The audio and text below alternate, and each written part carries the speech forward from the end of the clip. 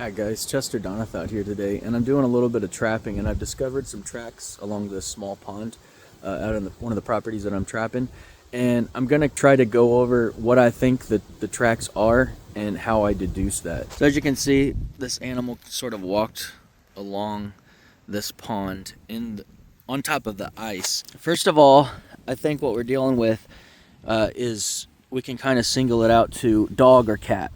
It has 4 toes and the lobe pad, so I'm pretty certain that it's probably a dog or a cat track, canine or feline track. Now, wild animals and domesticated animals are pretty similar and hard to tell apart. This could be a canine out here in the middle of nowhere, but I don't think it's going to be a house cat. Number one, they're pretty decent size. It would be a bigger cat, which is possible, but I am out here in the middle of nowhere, so unless it's just this feral cat running around, I'm gonna probably push that out. So now that I've got sort of, I've narrowed it down to feline or canine, here's how I'm gonna try to differentiate which one it might be. And so what I noticed first off, on none of these tracks, there's no claw prints. So that's why I'm leaning towards feline. Feline will not have claw tracks because of course they retract, whereas a canine will leave his claws out and they will usually show up in the footprint. The only exception I found is that sometimes small fox, they just won't be very pronounced and they do retract a little bit when they're walking around. So we can't rule out fox at this point.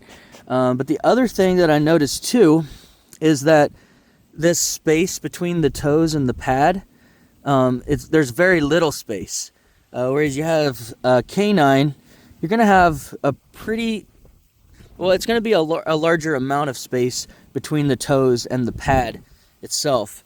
And so again, that points me towards feline. Another thing that's kind of interesting is the back pad itself is very pronounced on the feline tracks. They just compared to the toes, the pad will be a lot bigger, whereas canine, a lot of times it's almost like they walk on their toes, sort of. Their toes are going to be larger and more pronounced than their back pad. Another thing that I've noticed is the toes on a feline are going to be more round, sort of like this. Canine is going to be sort of a more ovulate shape. So with all those things being said, I'm going to deduce that this is probably a bobcat that's just roaming along here. Of course, it could be a fox. I could be totally wrong. Could be a fox. But just because of the things that I said earlier, I'm leaning more towards feline species. And because I don't think it's a house cat, I think that would be pretty rare out here in the middle of nowhere.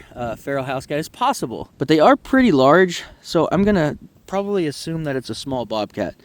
And so we're going to set up some traps and see if we can catch it. I've never caught a bobcat before, so that'd be an incredible experience if I could get one this winter.